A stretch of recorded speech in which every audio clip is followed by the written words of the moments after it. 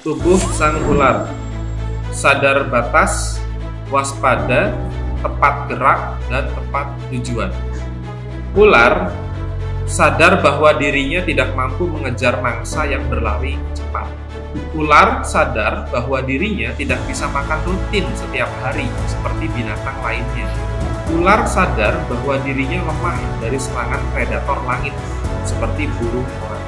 Ular sadar bahwa jangkauan serang mematikannya sangatlah pendek. Karena ular tahu aneka batasan dirinya sendiri, dia bergerak dengan sangat hati-hati agar tidak terlacak oleh mangsanya, hingga posisinya bisa sedekat mungkin dan berhasil memakan mangsanya. Sekalinya ular makan, makanan itu cukup untuk membuatnya beristirahat di sarang dan berpuasa selama 1 bulan penuh. Saat ular diserang oleh burung elang, dengan refleksnya ia melilitkan tubuh ke pohon atau apapun yang dapat dia lilit, agar sang elang gagal mencengkram tubuhnya untuk dibawa terbang dan dibunuh di langit. Setelah memastikan sang elang gagal, baru tubuh kakunya ia lenturkan kembali untuk kemudian kembali ke sarang dan beristirahat. Demikianlah harusnya sang penguasa bersikap dan bertindak. Sehebat apapun dan sekaya apapun kita, semua itu tetap saja ada batasnya. Kekayaan dapat lenyap dalam semalam. Bahkan peradaban manusia paling maju pun dapat lenyap dalam sekejap mata. Pemimpin yang baik sadar betul akan hal ini. Oleh karena itu, dia tidak akan menggerakkan sumber dayanya yang terbatas asal-asalan, sembrono. Dia menggerakkan sumber dayanya di tempat yang tepat dan aman dari resiko kehilangan, serta di tempat yang bisa memberikan timbal balik lebih besar untuknya di masa depan. Dia selalu mempersiapkan diri untuk menghadapi kemungkinan terburuk, serta meminimalisir resiko apapun akibat keputusannya yang mungkin bisa terjadi. Sama halnya seperti kemampuan makan kita yang terbatas. Berapa banyak sih makanan yang bisa masuk ke perut kita? Kita harus sadar batas ini. Jangan pernah memaksakan diri untuk melewati batas agar tidak obesitas ataupun terkena penyakit kronis lainnya. Harta benda pun demikian.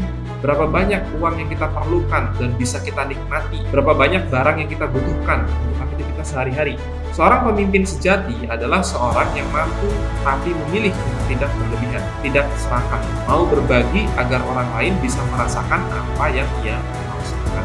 Mindset ular adalah keterbatasan, kewaspadaan, dan ketepatan. Ketepatan akan melipat gandakan hasil dari tindakan kita. Ketepatan juga akan melipat gandakan dampak dari tindakan kita. Jauh melampaui rencana, perhitungan, maupun target kita sendiri. Momen yang tepat tidak datang setiap hari, mungkin hanya datang sekali dalam sebulan, sekali dalam 1 tahun, bahkan sekali dalam seumur hidup. Jika pada saat itu kita dapat melihatnya, amunisinya siap dan lengkap, serta kita mengambil peluang itu, maka prestasi kita akan melejit, mengubah nasib bagai bumi dan langit.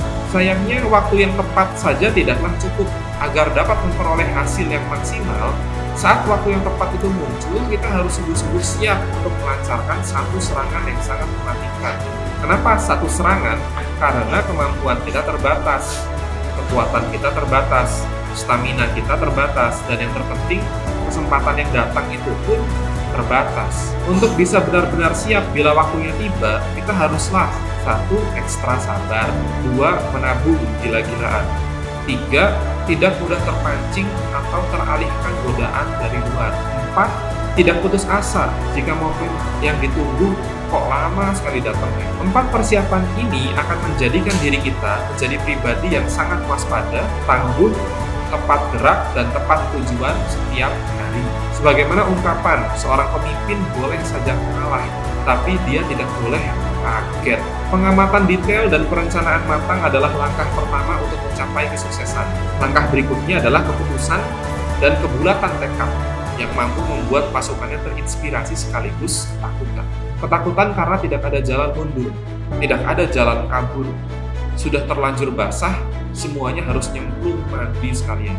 Sebagai panglima yang ditugaskan merebut benteng musuh, apabila kita mencoba merebut benteng yang dipertahankan dengan kuat menggunakan serangan frontal, akan memakan biaya sangat mahal. mengeluarkan energi sangat besar, serta menyebabkan resiko kekalahan atau kegagalan yang sangat tinggi. Kalaupun kita berhasil, kerusakan yang diakibatkan penyerangan ini bagi kedua belah pihak menyebabkan kemenangan itu menjadi sia-sia. Oleh karena itu, sedari awal kita perlu siasat halus untuk menaklukkan benteng pertahanan lawan. Benteng yang kokoh perlu dilemahkan sebelum ditaklukkan. Upaya melemahkan pertahanan lawan sebaiknya menggunakan orang dalam yang kita kenal. Pun bila tidak ada orang dalam, kita harus berusaha menjadi orang dalam baru. Kita berusaha menjadi aliansi baru untuk mewujudkan kepentingan, kebutuhan, dan keinginannya. Sampai pada titik tertentu, benteng pertahanannya runtuh, diri dan organisasinya berhasil kita taklukkan. Sungguh, apapun itu pasti ada waktunya. Terlalu cepat sama buruknya dengan terlalu lambat. Jangan terburu-buru, tapi jangan pula santai hingga terlambat. Kekayaan dibentuk atas gabungan kesiapan, kecerdasan, dan momentum yang tepat. Kekayaan sejati berasal dari aktivitas perdagangan, pemanfaatan harta idle, harta nganggur, diem, atau numpuk milik orang lain, dan kenaikan nilai aset pribadi. Kekayaan dapat dipercepat dengan kemampuan membangun jaringan komunikasi yang sangat efisien dan cepat dalam upaya membangun kekaisaran bisnis bersama. Tugas entrepreneur 15, pahami batas kemampuan dan kapasitas perusahaan dan diri sendiri. Bermainlah dan maksimalkanlah kinerja Anda pada batasan itu. Jangan menuntut terlalu muluk terhadap perusahaan maupun diri sendiri. Jangan mengharapkan hal-hal ideal yang mustahil terwujud dalam waktu singkat. Teruslah bergerak dalam keterbatasan. Di saat yang sama, berusahalah melampaui batas itu dengan kreativitas yang diaplikasikan. Tugas entrepreneur 16, lakukan pengamatan mendetail berdasarkan data dan fakta. Buatlah perencanaan matang dari hasil pengamatan itu. Siapkan semua amunisi peralatan tempur.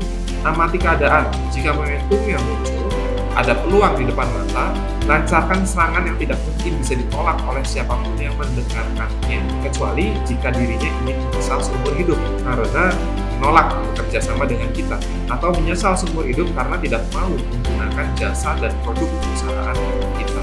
Tugas intrapreneur 17, temukan orang dalam yang bisa memperlancar dan mempermudah urusan kita. Tentukan musuh bersama antara kita dan orang dalam itu. Tentukan musuh bersamanya yang ingin kita kalahkan dan bisa menyatukan perbedaan di antara kita. Tentukan tujuan bersama yang ingin diwujudkan. Jika tidak ada orang dalam, jadilah orang dalam itu sendiri. Jika tidak mungkin, jadilah relawan gratis untuk mereka. Sampai semua informasi, akses, dan jaringan mereka itu kita miliki sepenuhnya sebagai dasar persiapan untuk melakukan serangan penuh berikutnya. Serangan untuk membuat mereka takluk dan mau menjadi bagian dari